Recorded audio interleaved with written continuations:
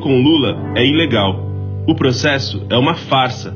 Quem fala isso são os próprios juristas brasileiros. O caso do ex-presidente Lula é um processo cuja sentença era anunciada antes do seu próprio início. O processo começou com uma equipe muito grande, que foi a condução coercitiva do presidente Lula. Foi um ato absolutamente desnecessário. Por uma condução processual inequivocamente parcial.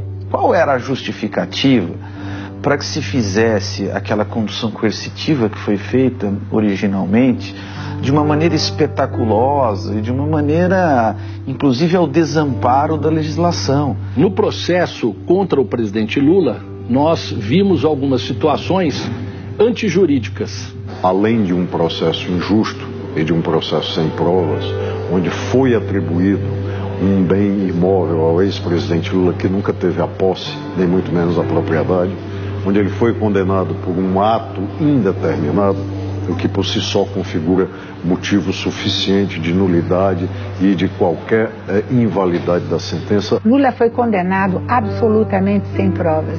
Não existe nenhuma prova que ele seja detentor da propriedade ou da posse do triplex. Ele foi condenado sem prova, o que é uma coisa que não é a primeira vez na história que acontece, né? O judiciário não é tão imparcial quanto nós gostaríamos que fosse. Infelizmente, ele tem o seu lado político também. Ele foi condenado sem prova com base em presunções. Isso é medieval, isso não pode justificar uma sentença condenatória. O juiz, no momento em que ele resolve ser parte da acusação e dando declarações públicas como se acusador fosse, ele perde a sua imparcialidade.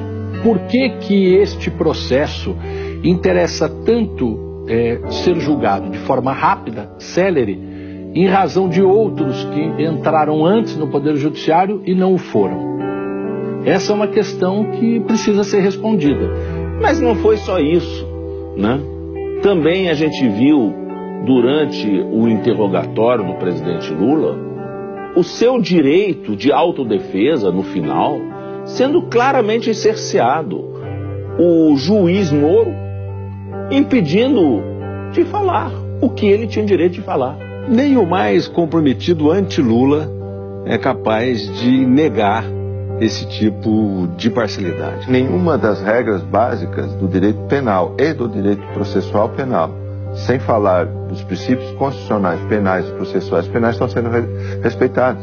Não houve, digamos assim, a menor procura pela justiça. Eu acho que isso nem entrou em pauta. O que entrou em pauta foi a condenação do Lula, que era o desejo dele. Agredindo a democracia brasileira nos seus valores básicos, nos seus princípios e, acima de tudo, na sua forma de se desenvolver. O que é grave. Quando eu perdo o patamar civilizatório desta garantia constitucional de direitos e garantias fundamentais, isso não atinge só um adversário. Isso se estenderá, como a história tem mostrado, a todos os outros. A condenação do presidente Lula não tem outro sentido senão tirá-lo do pleito eleitoral. Lula é condenado para não voltar a ser presidente da República.